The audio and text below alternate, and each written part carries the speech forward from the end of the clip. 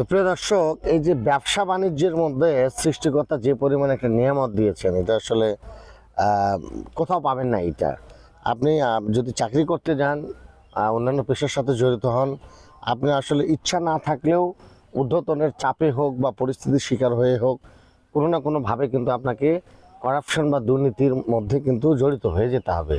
কিন্তু এই যে ব্যবসা, আমার নিজস্ব ব্যবসা দেখতে পাচ্ছেন, আমার নিজস্ব পুকুর, এখানে আমার 10 টাকা লাভ হোক আর 5 টাকা লাভ হোক, হালাল ইনকাম। এখানে কিন্তু অবৈধ কোনো কিছুর একদম ছোঁয়া নাই। এই যে বৈধ জিনিস, আসলে এটা পরিবার নিয়ে খাওয়া, পরিবার বাচ্চা কাচ্চা বা বউ বাচ্চাদের মুখে বৈধ টাকার খাবার তুলে দেওয়ার, এর মধ্যে যে শান্তি, এর মধ্যে যে তৃপ্তি, এটা কোথাও পাবেন না প্রিয় দর্শক। তাই আসুন, আমি আপনাদের যারা চাকরি বাকরি করেন, যারা আসলে বিভিন্ন পেশার সাথে জড়িত রয়েছেন, আমি তাদেরকে আন্ডার এস্টিমেট করছি না। সবাই আসলে নয়, অসৎ নয়, এর মধ্যে অনেকেই সৎ অফিসাররা রয়েছেন। কিন্তু আসলে পরিবেশ পরিস্থিতিটা, বাংলাদেশের প্রেক্ষাপটটা এমন হয়ে গেছে যে আসলে আপনি সৎ থাকতে চাইলেও পরিস্থিতি আপনাকে সৎ থাকতে দেবেন আর কি।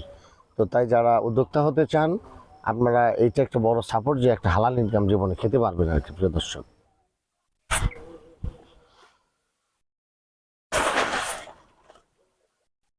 তো প্রিয় দর্শক, আমি আজকে যে আমার পুকুরে মাছ খাবার দেওয়ার জন্য বিকেলবেলা এসেছি। তো আমি আমার পুকুর পাড়ে যে আজকে সজনে গাছ হয়েছে, ভালো একটা সজনে ফলন হয়েছে, আমি সেখান থেকে কিছুটা সজনে আজকে এখানে করব আর কি, মানে সংগ্রহ করব। তো এই পুকুর পাড় আপনারা কিভাবে ব্যবহার করবেন, পুকুর পাড়ে কি কি গাছ লাগানো উচিত, এবং পুকুর পাড় থেকে কিভাবে অতিরিক্ত ইনকাম করা যায়, তো আজকে আমি আপনাদের মাঝে এই বিষয়টা বিস্তারিত আলোচনা করার চেষ্টা করব প্রিয় দর্শক। তো পুরো ভিডিও জুড়ে আপনার সঙ্গে থাকুন। এইটা আমার হচ্ছে 100% প্রজেক্ট।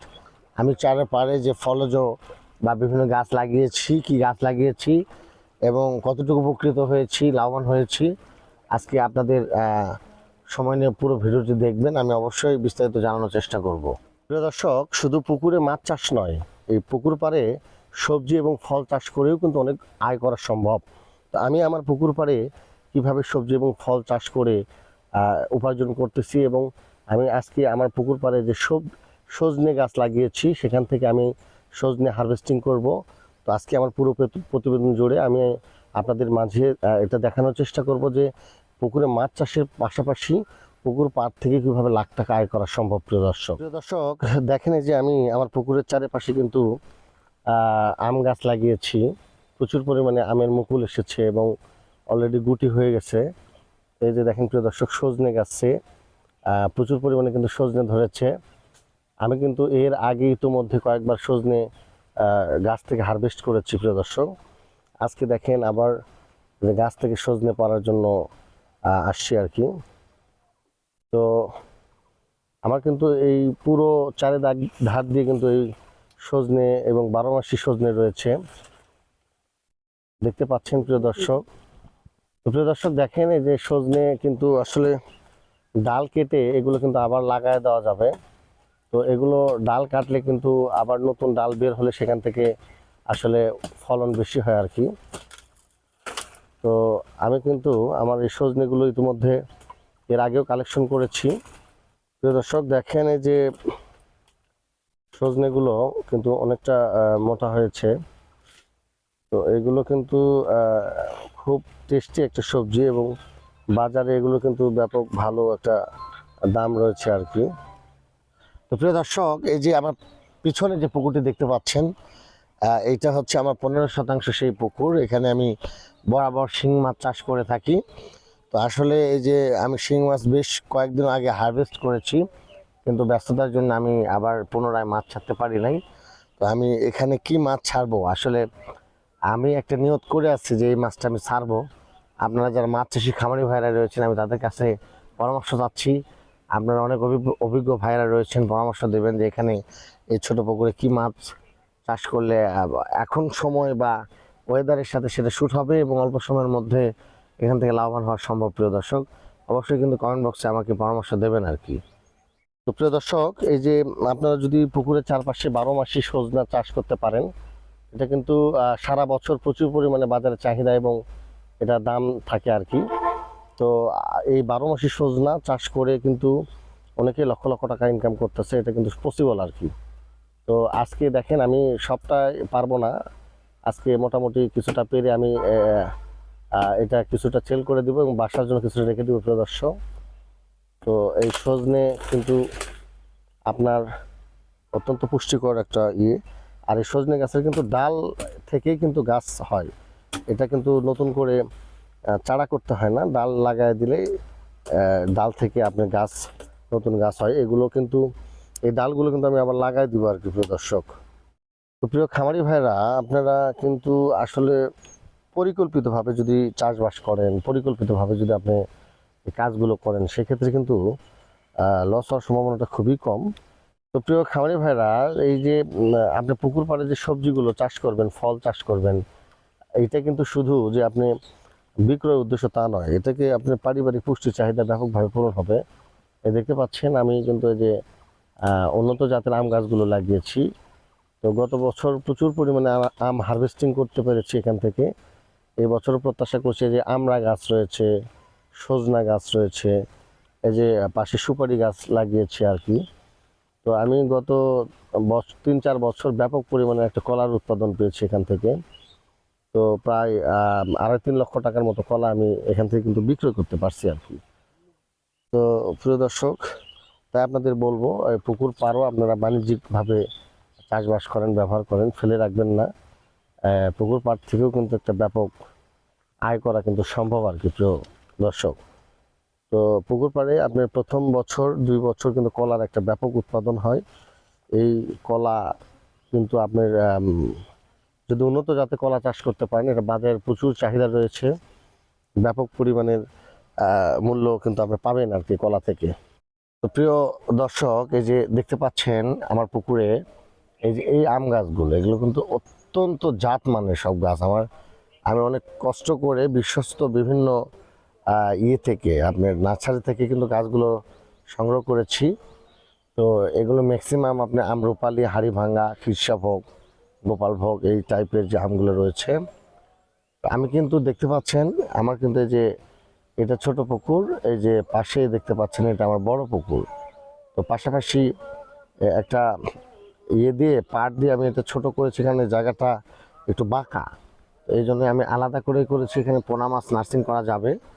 তো সেই জন্য আমি এই মাছ এখানে মাছ ছাড়বো। কয়েকদিন আগে আমি মাছ হারভেস্ট করেছি আর কি এখানে। তো প্রিয় দর্শক, এই যে দেখতে পাচ্ছেন আমি কিন্তু শুধু আম গাছ লাগিয়েছি তা নয়, মাঝে মাঝে কিন্তু সুপারি গাছ রয়েছে। এগুলো আসলে পরিকল্পিতভাবে আমি করার চেষ্টা করেছি। এই যে ডাব গাছ দিয়েছি, এগুলো কিন্তু মোটামুটি একটা দীর্ঘমেয়াদী ফসল। তো প্রিয় দর্শক, আপনাদের আমি বোঝাতে চাচ্ছি যে একের মধ্যে অনেক, এই জিনিসটা কিন্তু আপনাদের খেয়াল রাখতে হবে। প্রিয় দর্শক, দেখতে পাচ্ছেন সুপারির গাছগুলো কিন্তু খুব সুন্দর একটা সাইজ হয়ে গেছে আর কি। এই যে এটা কিন্তু 12 মাসি সজনা, এটা ছোট রয়েছে, এই গাছটাও বড় হইলে এখান থেকে ভালো একটা উৎপাদন আশা করতেছি। 12 মাসি সজনা কিন্তু এটা অত্যন্ত লাভজনক একটি ফসল। তো দেখেন আমি আমার পুকুর পাড়টা ঘুরে দেখানোর চেষ্টা করব আপনাদের। এই যে দেখেন,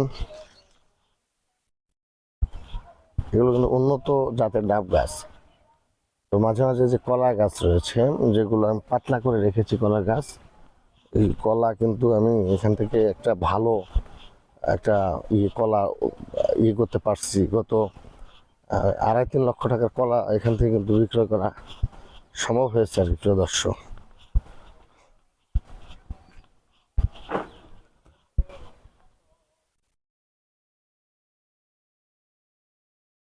প্রিয় দর্শক দেখেন, এই যে আমার গাছের আমগুলো কিন্তু মোটামুটি একটা গুটি হয়ে গেছে পুকুর পাড়ে। তো আপনাদের একটা জিনিস দেখায় যে এই যে দেখেন আমার এটা কিন্তু মাচাং ঘর। প্রিয় দর্শক, আমি আপনাদের যেটা দেখাবো আর কি, যে এই ঘরে কিন্তু আমি মাছের খাবার মজুত করে থাকি। পাশাপাশি এখানে কিন্তু যে রাত্রে পাহারা দেয় নাইট গার্ড, তো উনি কিন্তু এখানে থাকার ঘর করা হয়েছে। তো প্রিয় দর্শক, আপনি মাছ চাষ করতে গেলে আপনি কিন্তু আধুনিক প্রযুক্তি নির্ভর চাষ করতে হবে। এই যে আমি পানির ব্যবস্থা করেছি দেখতে পাচ্ছেন, পানি কিন্তু সুইচ দিলে আমার পুকুরে আপনার পানি প্রয়োজন মতো আমি কিন্তু এখানে দিতে পারতেছি। তো এইটা পাতালের পানি আপনার মাঝে মাঝে প্রবেশ করাতে পারলে এটা অত্যন্ত উপকারী পুকুরের জন্য। এগুলো ব্যবস্থাপনা সঠিক না থাকলে কিন্তু আপনি চাষাবাদ করতে পারবেন না। তো পাশে দেখতে পাচ্ছেন এখানে কিন্তু আমার মাচাং ঘর রয়েছে, এখানে আমি খাবার টাবার রাখি। তো দেখেন প্রিয় দর্শক, এই পুকুর ভরানো থেকে শুরু করে আপনার হচ্ছে পানি দেওয়া, শুকানো সব কিন্তু আমার এখান থেকে সম্ভব হয়। তো তাই আপনারা যারা মাছ চাষ করতে চান, আধুনিক যে প্রযুক্তি নির্ভর চাষাবাদ সেই পদ্ধতিতে আপনারা চাষ করেন, পুরাতন পদ্ধতিতে আপনারা কিন্তু লাভবান হতে পারবেন না প্রিয় দর্শক। তো প্রিয় দর্শক, বর্তমান যুগে আসলে যে যত প্রতিযোগিতা করতে পারবে, আসলে বর্তমান সময়টা কিন্তু প্রতিযোগিতার সময়। আপনি এই প্রতিযোগিতার যুগে আপনি যত সুন্দর সুন্দর পরিকল্পনা করতে পারবেন, তত সুন্দরভাবে আপনি জীবনে এগিয়ে যেতে পারবেন। তো একের মধ্যে অধিক চাষ করার চেষ্টা করবেন। যারা মাছ চাষে খামারি ভাইরা রয়েছেন, খাদ্যের দাম কিন্তু এখন অনেকটাই বেশি।